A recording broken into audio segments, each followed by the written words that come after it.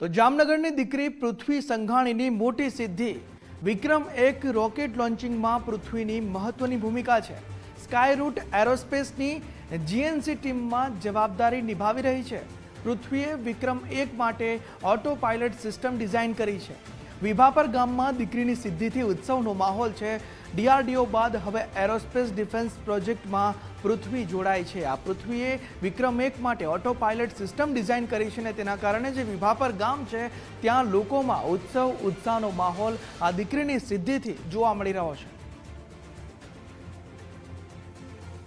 મારા દીકરાની દીકરી છે પૃથ્વીબેન, હું એને દાદા થાવ તો પૃથ્વીબેનને પહેલેથી આવો એક નવું કાંઈક કરવાનો રાષ્ટ્રમાં એને બહુ પ્રેમ હતો અને એમાં કામે લાગી ગઈ તો એની રીતે બધું આગળ વધી અને કામ કર્યું તો કામ એનું સક્સેસ થઈ ગયું।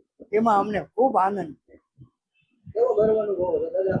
અરે અમને ગૌરવ એવો છે કે અમારી ખેડૂતની દીકરી જો આટલી આગળ વધી જતી હોય એક સામાન્ય આપણા ગામડાઓમાંથી તો ઘણો આનંદ કહેવાય।